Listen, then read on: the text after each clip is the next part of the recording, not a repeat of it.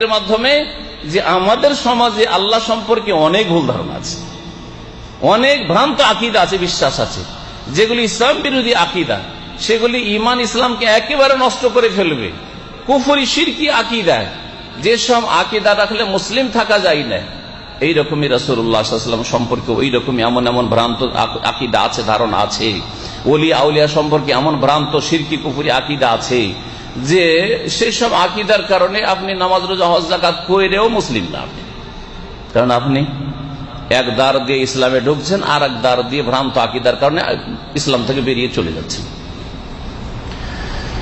আল্লাহ রাব্বুল আলামিন এই আয়াত দুটিতে ইরশাদ করেছেন যে ওলিদুল্লাহ আবিদুর রহমান, হে নবী মানুষকে বলে দাও তোমরা আল্লাহকে ডাকো, মানে আল্লাহ, ইয়া আল্লাহ বা আল্লাহুম্মা, হে আল্লাহ, আল্লাহর নাম নিয়েই ডাকো। আবিদুর রহমান অথবা রহমান নাম নিয়ে ডাকো, ইয়া রহমান, হ্যাঁ ইয়া রহিম, যেই নাম দিয়েই ডাকো। ওলিদুল্লাহ আবিদুর রহমান, হে নবী তুমি বলে দাও মানুষকে যে আল্লাহ নাম দিয়েই ডাকো আল্লাহকে, রবকে, তোমার মালিককে, অথবা রহমান বলেই ডাকো। আইয়াম্মা তাদু, যে কোনো নাম ধরে আল্লাহকে ডাকো। নিজের খেয়াল খুশির নাম বানাইবেন না, আল্লাহ যেগুলি বলেছেন, আল্লাহ যে নামগুলি বলেছেন। আপনার নাম আপনার বাপও রাখেনি কোন একটি নাম, আর আপনি নিজেও সেই নামটি চয়েস করেননি।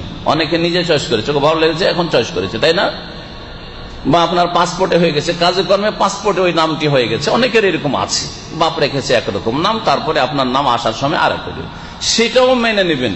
কিন্তু আপনার বাপও রাখেনি, আপনি নিজেও রাখেনি, আপনার ডকুমেন্টস ওই নাম নেই, সেই নাম দিয়ে যদি আপনাকে ডাকে তো এটাকে ভালো নজরে দেখবেন কি, নাকি আপনি মনে করবেন আমাকে ঠাট্টা মজাক করছে, তাই না? মজাক করা মনে করবেন না, তাহলে ভালো কাজ করলেন না। তো এই কথাটি আল্লাহ সম্পর্কে আপনি ফিট করেন না, যে আল্লাহ নিজের নাম ওই নামটি বলেননি আর আপনি আল্লাহকে ওই নামটি বলছেন, তো আল্লাহর সাথে বেয়াদবি করলেন না আপনি? হ্যাঁ, অবশ্যই বেয়াদবি করলেন। আরে শেখ মুখলেসুর রহমানের নাম যদি আমার নাম বলে না, বা এই শেখদের নাম বদলে যদি এক নাম আরেকজনের নাম আরেকজনকে, একজনের নাম আরেকজনকে, তো খারাপ মনে করবে না? অবশ্যই আপনার উপর অসন্তুষ্ট হবে। তো আল্লাহ সম্পর্কে নাম কোনটা বলতে হবে? আইয়াম্মা তাদু, যে কোনো নাম ধরে আল্লাহকে ডাকো না কেন, আল্লাহর কাছে দোয়া করো না কেন, ফালাহুল আসমাউল হুসনা, শুনে রাখো তার সুন্দর সুন্দর নাম আছে। মানে আল্লাহ নিজের সুন্দর সুন্দর নাম রেখেছেন, আল্লাহর নাম আল্লাহ চয়েস করেছেন, তোমাদের হাতে ছেড়ে দেওয়া হয়নি যে তোমরা ইচ্ছা মতো আল্লাহর নাম বলবে। ফালাহুল আসমাউল হুসনা, তার সুন্দর সুন্দর নাম রয়েছে। ওয়ালা তাজহার বিসলাতিকা ওয়ালা তুখাফিত বিহা ওয়াবতাগি বাইনা যালিকা সাবিলা। এটাতে আল্লাহ পাক রব্বুল আলামিন দুয়ার কথা বা নামাজের কথা, সালাত আদায় করার কথা, তেলাওয়াতের কথা বলছেন যে তেলাওয়াত খুব চিৎকার করেও করিও না, নামাজের ভিতরে হোক আর নামাজের বাইরে হোক, আর একেবারে এমন আসতে না যে পাশের মুসল্লি শুনতে পাচ্ছে না, এরকমও করিও না। মসজিদে আপনি কোরআন তেলাওয়াত করছেন, এত জোরে তেলাওয়াত করিয়েন না যে অন্যের ডিস্টার্ব হচ্ছে, আর এত মনে মনে শুধু জিভা নড়াচ্ছেন, ঠোঁট নড়াচ্ছেন, তাহলে তার তাসির, ভালো প্রতিক্রিয়া, ফলাফল আপনার হৃদয়ের উপর হবে না। সুতরাং একটু জোরে নিজেকে শুনিয়ে কমপক্ষে পড়েন, আল্লাহ এখানে বলতে চেয়েছেন। ওয়াবতাগি বাইনা যালিকা সাবিলা।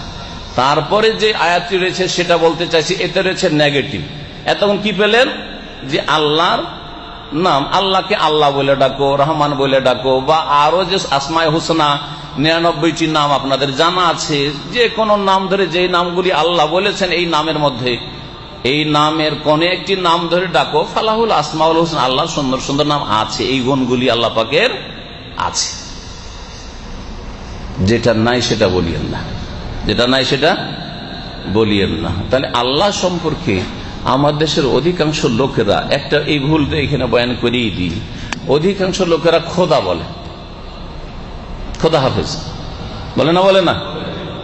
আপনি কোনদিন চিন্তা করেছেন যে আমি আল্লাহ হাফেজ জীবনে বললাম না, খোদা হাফেজ, ভাই খোদা হাফেজ, হ্যাঁ খোদা ভালো করে আপনার, হ্যাঁ। এই যে খোদা, খোদা ফার্সি থেকে উর্দুতে গেছে, উর্দু থেকে বাংলায় গেছে, এই যে আল্লাহকে খোদা বলছে, 99টা নামের মধ্যে খোদা আছে না, একটু কেন বানাইলেন আপনি?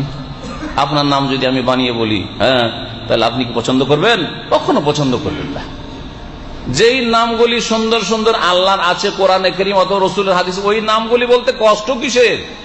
আল্লাহ হাফেজ, খোদা হাফেজ যাকে বলতে অসুবিধাটা কোথায়? আপনার ভারী লাগছে নাকি আপনাকে, না কি জন্য? কোন বাধাটা আপনার কাছে রয়েছে?